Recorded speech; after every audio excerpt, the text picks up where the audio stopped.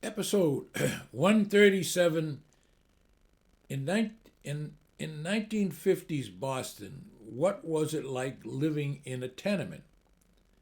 I am Rod Murphy, and this is Growing Up Poor in Irish Boston, a series of my 1950s era Irish Boston songs, history, jokes, and stories. What was it like to live in a Boston area low income three-decker flat? Well, I'm the right guy to tell you about that since I lived that way for 23 years until 1962. Most residents were working class immigrants or second generation families, predominantly Irish or Italian Americans, with some black, Polish, Lithuanian, and Jewish folks also. The walk up buildings were wood frame and either six family, four family, or three deckers, but sometimes even larger. They were overcrowded, worn, and aging structures. Most of the housing was built in the late 19th century. House fires were always a concern.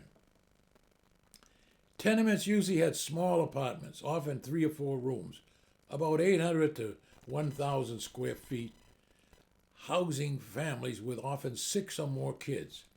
So cramped quarters and maintenance neglect was a real thing. There was indoor plumbing and electricity, but nothing ever got fixed. We had worn and drafty windows, cheap linoleum flooring over worn wood floors, leaking roofs, cockroaches, rats, mice, cooties, fleas, and other vermin. Dim and cluttered hallways were common.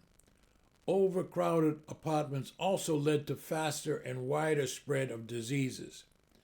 There was no insulation, and exteriors were usually badly in need of paint. There was almost no clothes washing machines or dryers.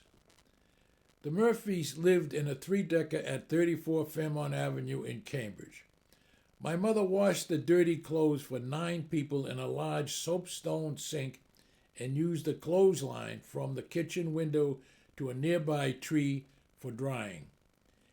We Murphys, however, were loved, churched, protected, and well fed. The streets were narrow and lined with densely packed structures. There were no fire escapes, and hallways were used for storage. Summers were brutal with no relief from the heat. Small or no yards and back alleys were the standard. Almost nobody owned automobiles, so street parking was light. In my Cambridge second floor flat, we had a big black Glenwood heating stove that was modified to burn range oil for heat and had the recent natural gas conversion set of cooking burners. There was in the living room another range oil heater. One of my jobs was to fill the two small oil tanks from a larger solid tank, often daily. We had no hot water and one bathroom for 9 people. Life centered on the streets. Kids played Red Rover, stickball, jump rope, or cooled off with illegal fire hydrant sprays in the dense urban atmosphere. Adults gathered on stoops to gossip. Neighborhoods buzzed with ethnic bakeries, men's bars, small markets, and social clubs. The Roman Catholic Church was omnipresent with its ethnic parish schools full of kids and nuns. Other Christian churches flourished also. Politically, we knew our city councilors and our other elected officials. They lived among us and went to church with us. Many residents described vibrant, tight-knit communities despite the hardship and despite the economic struggles and despite being viewed by outsiders as slum dwellers.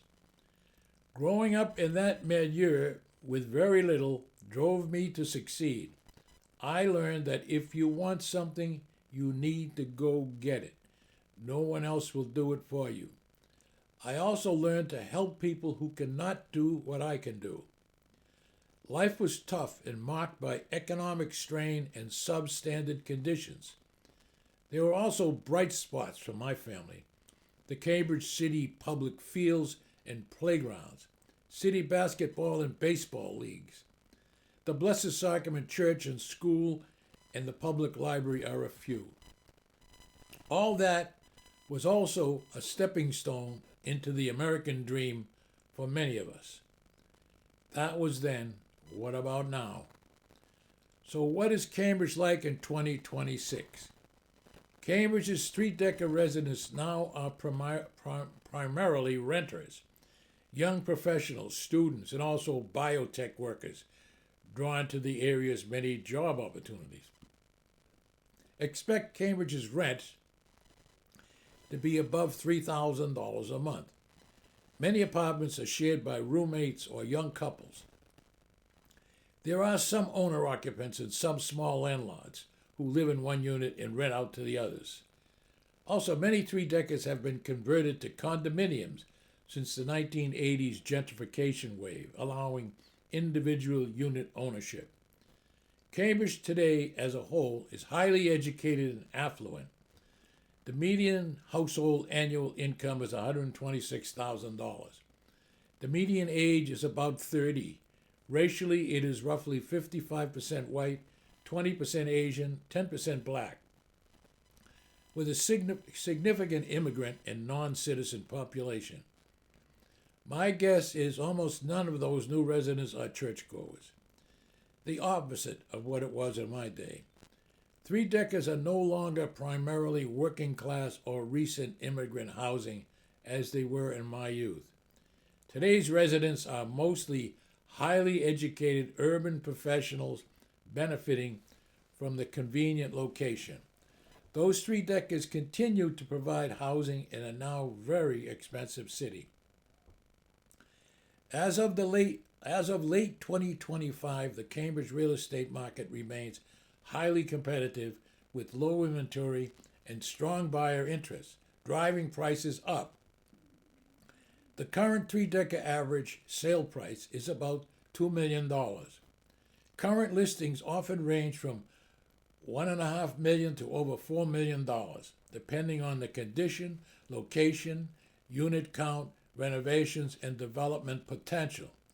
Well-maintained or updated three-deckers in desirable areas frequently list above $2 million, with some renovated ones pushing higher prices. Prices have stayed relatively stable or have appreciated in recent years, influenced by interest rates and limited supply. Many three-deckers sell quickly, often with multiple offers, and properties in need of updates can be opportunities for condo conversion. Politically, I doubt any elected official in Cambridge was born there. Today's Cambridge politicians are of the loon wing of the Democratic Party. Harvard University eggheads have won the former town versus gown war. As an example, if you drive into Cambridge, don't expect to park anywhere. The elected so-called high IQ overseers have declared war on automobiles. I remember that one of my Blessed Sacrament school classmates, Dave Eon, being an early and very savvy investor, bought a three-decker when he was just 18 years old. He is probably a multi-millionaire today. Question for my viewers and listeners. Was the living for Cambridge and Boston citizens better in the 50s or today? This is Rod Murphy. Thank you for viewing or listening to my YouTube and podcast episodes. I really appreciate it. If you enjoyed them, please hit the subscribe button. Does not cost you anything, and it helps me to grow my audience. Again, my thanks.